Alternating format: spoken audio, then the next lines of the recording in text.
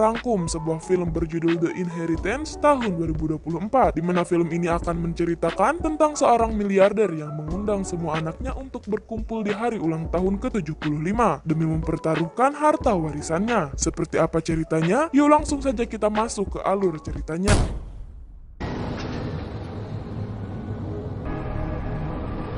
Kisah akan berfokus kepada seorang wanita bernama Hannah sedang ikut dengan suaminya yang akan merayakan acara ulang tahun ke-75 sang ayah, yang mana hal itu merupakan sebuah acara penting dari ayahnya yang menginginkan semua anaknya untuk berkumpul, yaitu membahas warisan mengingat usianya yang tidak lama lagi.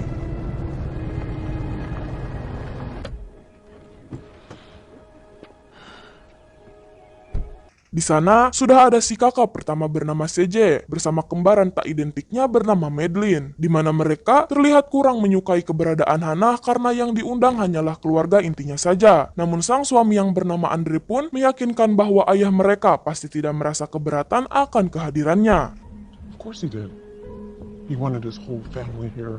Untuk menghangatkan suasana, si bungsu yang bernama Kemi pun menyapa semua saudara serta melakukan live streaming demi menyiarkan momen langka bersama keluarga. Namun ternyata hal itu tidak lebih dari sebatas mengisi konten untuk menghibur penontonnya di Instagram. Looks great. Oh, hey, it's from my new collection. I'll send you samples. Alright, don't forget to like and follow. Bye. Sesampainya di dalam, seorang kepala staf keamanan memberitahu mereka bahwa saat ini semua pembantu termasuk security sudah pulang atas perintah dari sang ayah, namun akan kembali lagi esok hari sehingga mereka harus mandiri selama kurang lebih menjelang pagi. Beberapa menit sebelum menemui sang ayah, Andre kembali meyakinkan bahwa sikap saudaranya memang sejak dahulu seperti itu dan tidak ada sangkut pautnya dengan keberadaan Hannah saat ini, dan berjanji akan selalu ada untuknya meskipun harus meninggalkan keluarga besarnya. Sehingga hal itu membuat Hannah semakin yakin bahwa cinta yang diberikan oleh Andre tidak main-main. I love you. I love you too.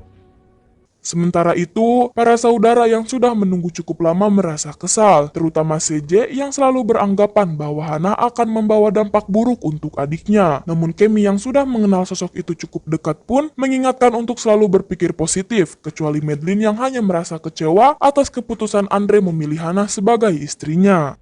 Sorry we're late. You'll see now.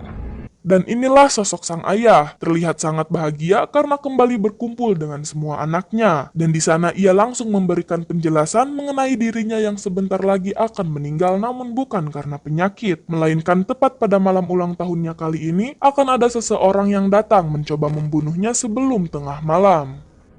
What, Dad? You look fine. What, Dad? What are you talking about? What did the doctor say? Nothing. Mereka tentu saja tidak mempercayai hal itu dan menganggapnya hanya main-main, di mana si ayah kembali meyakinkan bahwa dirinya dahulu pernah memberikan kehidupannya atas nama bisnis, yang membuatnya harus mengganti kerugian tepat pada waktu yang dijanjikan. Dan alasan mengapa semua security termasuk ART disuruh pulang, karena khusus malam ini tidak ada seorang pun yang ia bisa percaya kecuali darah dagingnya sendiri. Bersamaan dengan hal itu, si ayah menawarkan semua warisannya kepada mereka apabila mampu menjaga dirinya pada malam ini. Namun apabila hal buruk terjadi, maka semua harta kekayaannya akan diamal-jariahkan kepada panti sosial yang lebih membutuhkan. Yang hal itu sudah menjadi syarat resmi apabila ingin mendapatkan warisannya. Miles will lock us all in together. If I survive the night, your future is my future. And I intend to live a very long time. Sebelum acara dimulai, dia meminta kepada Hannah untuk keluar dan tidak mengikuti acara tersebut. Namun Hannah menolak hal itu karena menurutnya ia juga merupakan anggota keluarga dan sudah panceg bahwa ia juga akan ikut menjaganya. Sehingga si ayah tidak bisa menolak keinginan menantunya itu. I'm staying. Very well. I'll see you in the morning. I hope so. And so it begins. Untuk memastikan apa yang dikatakan ayahnya tidak main-main, mereka pun mulai berkeliling untuk memastikan keadaan sekitar serta mencari celah yang berkemungkinan dari mana orang tersebut akan masuk. Sampai pada akhirnya, mereka kembali berdebat dan mulai memisahkan diri, karena sebagian dari mereka sebenarnya tidak mempercayai apa yang dikatakan oleh ayahnya. Real nice. Kemi yang memilih sendirian masuk ke dalam ruang penyimpanan Homer dan mengambil sebagian minuman mahal milik ayahnya. Namun sesampainya di sana, pintu ruangan seketika terkunci dan mendengar suara misterius dari pojok ruangan. Sehingga dia yang merasa ketakutan pun langsung naik ke atas. Akan tetapi...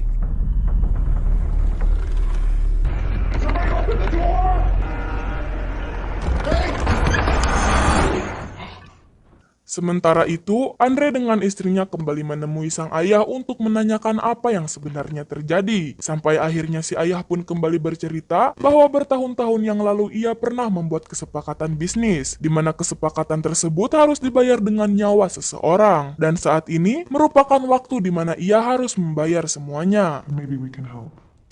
I told you you'd say I'm crazy. Di tempat lain, CJ yang sedang bermain biliar merasa terkejut ketika mendengar gelas minumannya tiba-tiba tumpah. Dan setelah memastikannya, bola biliar sebelumnya seketika sudah tersusun rapih yang membuat bulu keleknya seketika merinding. Namun beruntung Madeline datang ke sana, membuatnya tidak merasa takut lagi. And kick your ass like always. Untuk menghilangkan kejenuhannya, Kemi pergi ke kolam renang sambil membuat rekaman promosi baju baru yang sebentar lagi akan dipasarkan. Sampai akhirnya tak sengaja melihat sebuah bayangan yang sedang berdiri menatapnya dari kejauhan, sehingga dia yang penasaran pun langsung mendekatinya, tapi tidak menemukan apapun serta menganggapnya hanya sebuah halusinasi. Namun ketika bergegas kembali untuk mengulang rekamannya, tiba-tiba...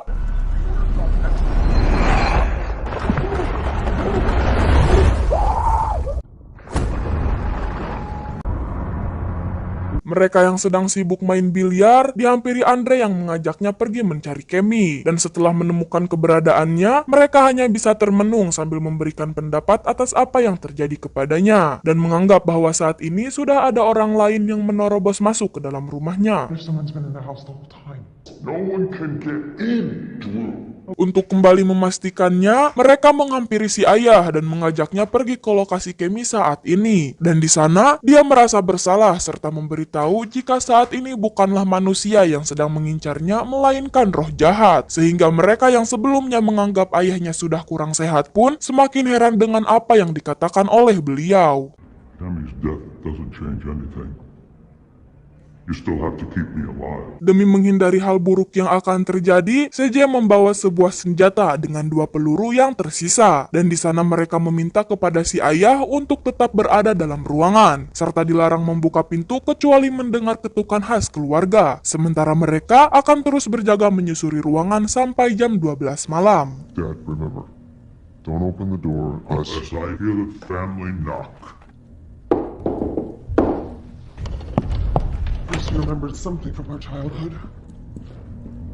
CJ kembali memulai perselisihan dan menganggap Andre dengan Hannah yang menjadi sebab kematian Kemi sebelumnya. Sehingga Andre yang merasa tidak melakukan hal itu pun menentang perkataannya serta meyakinkan untuk tidak berpikir jelek seperti itu. Di mana Madeline yang tidak mau ambil pusing pun lebih memilih untuk tidur dan tidak memperdulikan apa yang akan dilakukan mereka saat ini.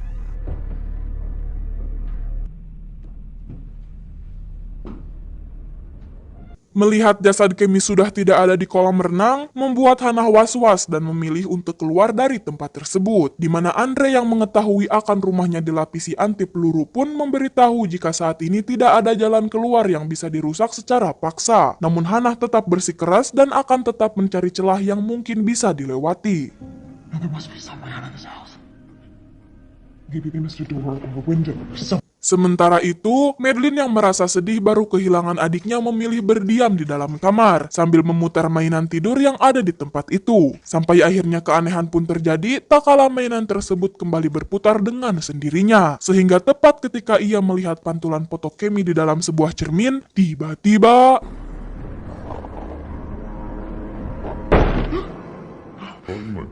Beruntung itu hanyalah CJ yang berniat datang untuk menghampirinya. Dan di sana, Madeline mengeluarkan unek-unek yang tidak menyukai sosok Hannah. Yang hal itu disebabkan karena ia dulu pernah mempunyai tunangan namun ditentang oleh si ayah. Namun berbeda dengan Andre yang membawa Hannah ke rumah ini sangat disambut hangat oleh keluarga. Sehingga mereka mulai sepakat untuk mencelakainya. If they did do something to her, we could be next.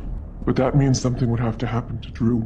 Di ruang lain, Hannah dengan suaminya pergi ke ruang bawah sambil mencari celah untuk bisa dilewati, di mana tempat tersebut terlihat sangat menyeramkan dengan beberapa koleksi patung yang ada di dalamnya, dan menemukan pintu keluar namun harus dijebol terlebih dahulu, sehingga Andre melakukan cara lain agar istrinya bisa keluar. Tetapi Now what?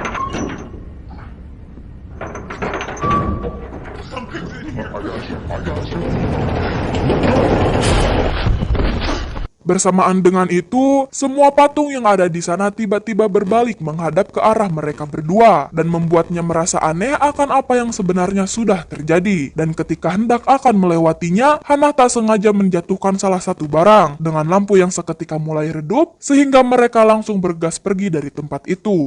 We need to run. Now! Now!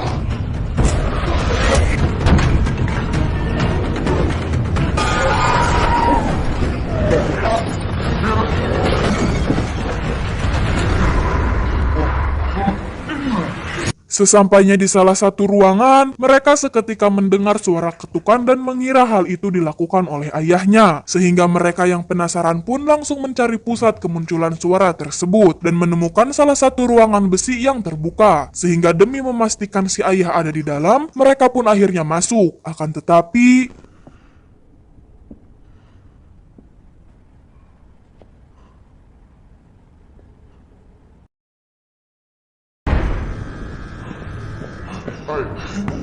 dan ya, ternyata itu adalah ulah CJ bersama Madeline yang sebelumnya sudah direncanakan. Sehingga mereka yang kini terjebak di dalam pun hanya bisa pasrah sampai ada seseorang yang membuka pintu dari luar. Karena pada dasarnya, ruangan tersebut hanya menyediakan sedikit oksigen dan akan segera habis dalam beberapa menit ke depan.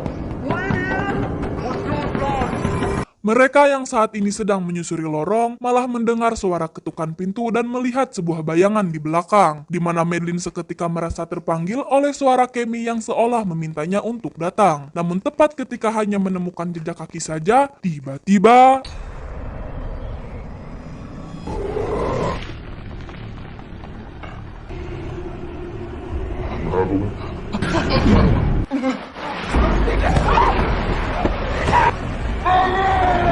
saat kembali tersadar, Madeline sudah ada di dalam kamar dengan posisi tergeletak di lantai. Dan di sana, ia kembali melihat jejak kaki yang mengarah pada foto dinding adiknya. Sampai akhirnya keanehan pun kembali terjadi, tak kala foto tersebut mengeluarkan darah dari dahinya. Dan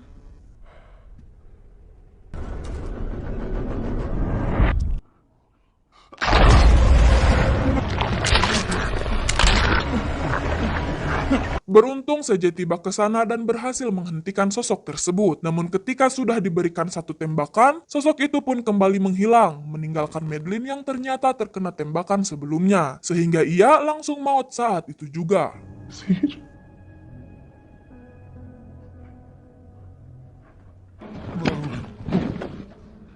She was coming right at me. I'm sorry. Setelah melihat secara langsung, CJ kembali membuka ruangan besi dan mengajak Andre bekerja sama mencari penyebab kemunculan sosok makhluk halus tersebut. Dan tepat ketika waktu sudah menunjukkan jam setengah 12 malam, ia pun meminta mereka berdua menemui si ayah untuk menanyakan apa yang sebenarnya sudah dilakukan olehnya. Hugo.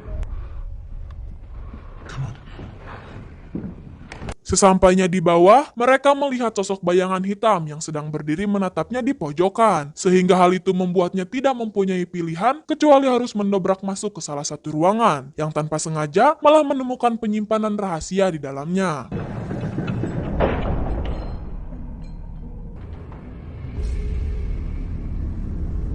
Di tempat tersebut, alangkah terkejutnya mereka setelah menemukan semacam buku mantra yang membahas ilmu pergoiban, seperti ritual pemanggilan iblis yang berkaitan dengan penukaran jiwa manusia. Yang hal itu membuat mereka semakin penasaran akan apa yang sudah dilakukan oleh ayahnya di masa lalu. Something underneath.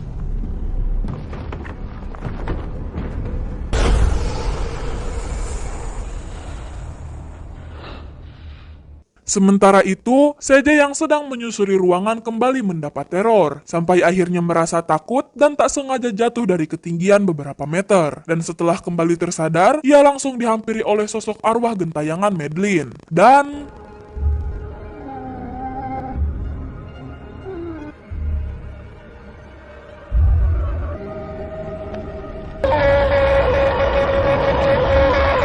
Mendengar suara jeritan, mereka langsung bergegas keluar untuk melakukan pertolongan. Namun niat itu pun harus kandas karena CJ sudah dibawa ke alam goib. Dan dari atas, ternyata bayangan hitam mulai menutupi semua ruangan seolah mendekatinya. Sehingga mereka langsung pergi ke ruangan pribadi ayahnya.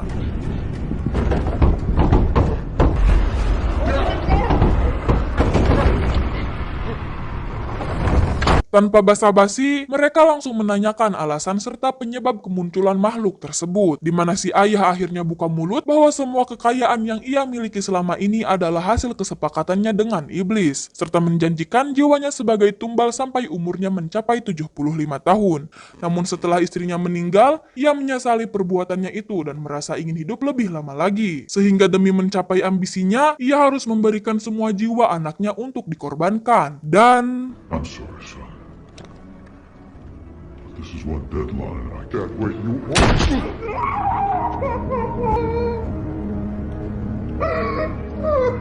karena tidak ingin saksi atas perbuatannya, Hannah terpaksa ikut menjadi korban dan tidak akan dibiarkan lolos begitu saja. Namun karena tembakan sebelumnya meleset, mereka pun harus ucing sumput dan mencoba saling membunuh satu sama lain.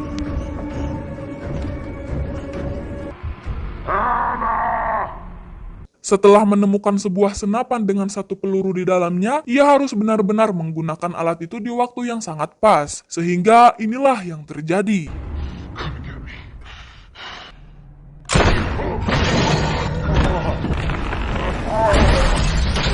Tepat ketika waktu hanya tersisa 2 menit sebelum jam 12 malam, Hannah memberitahu akan anak dalam kandungannya, yang sebelumnya akan dijadikan kejutan bahwa si ayah akan segera memiliki cucu. Sehingga si ayah yang sebelumnya mengira bahwa dirinya menjadi orang terakhir sebagai pemilik kekayaannya pun salah memperkirakan hal itu, dan masih akan ada penerus selanjutnya. 1 minute left. Tempest, Omnia. Happy birthday, Charles.